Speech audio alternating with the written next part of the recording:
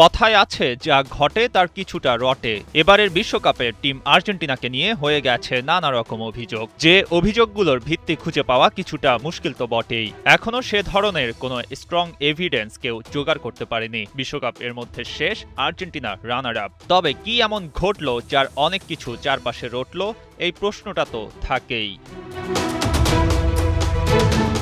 এবার নতুন খবর, আর্জেন্টিনা ফুটবল অ্যাসোসিয়েশন ভাবছে লিগ্যাল অ্যাকশন নেয়ার কথা। কাদের বিরুদ্ধে জানেন তো? যারা আর্জেন্টিনা দল ও তাদের খেলোয়াড়দের পেছনে বিভিন্ন অপতথ্য ছড়িয়েছে।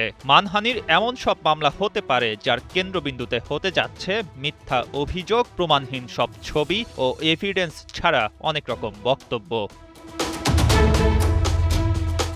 আর্জেন্টাইন গণমাধ্যম লা নাসিওনের খবর, মানহানির মামলা করতে তারা যে শুধু বড় মিডিয়া আউটলেট টার্গেট করছে তেমনটা না, বরং যেসব সোশ্যাল মিডিয়া অ্যাকাউন্ট থেকে বিভিন্ন প্রমাণহীন তথ্য ছড়ানো হয়েছে সেই অ্যাকাউন্টগুলো মামলার আওতায় আসবে।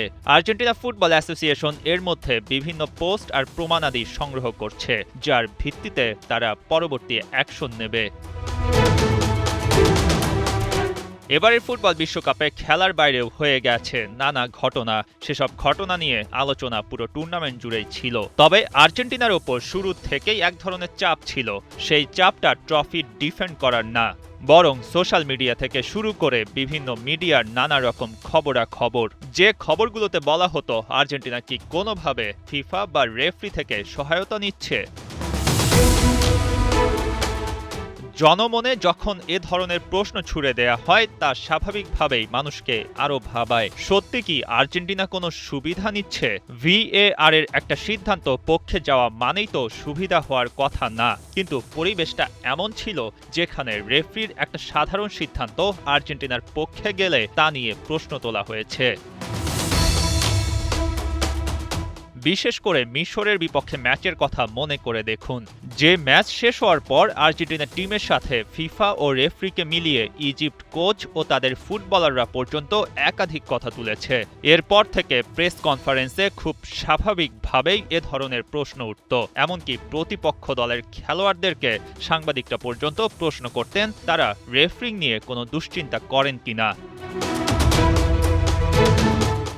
সেমিফাইনালে পৌঁছানোর আগ পর্যন্ত আর্জেন্টিনাকে বেশ তীব্রভাবেই এসব কথা শুনতে হয়েছে। প্রেস কনফারেন্সে লিওনেল স্কালোনি থেকে শুরু করে মিক্সড জোনে লিওনেল মেসিকেও প্রশ্ন করা হয়েছে। তবে এসব প্রশ্নে খুব শক্ত প্রমাণ হাজির করা যায়নি একবারও। প্রমাণাদি ছাড়া এসব কথা কেন, সেটা তেমন কেউ বলছে না।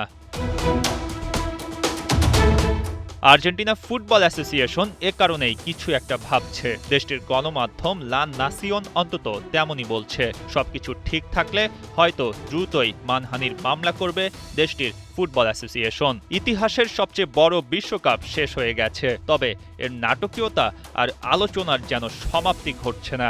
দেখা যাক এসব ঘটনা শেষ পর্যন্ত কোথায় যেয়ে ঠেকে। মঈন হাসান, ৭১।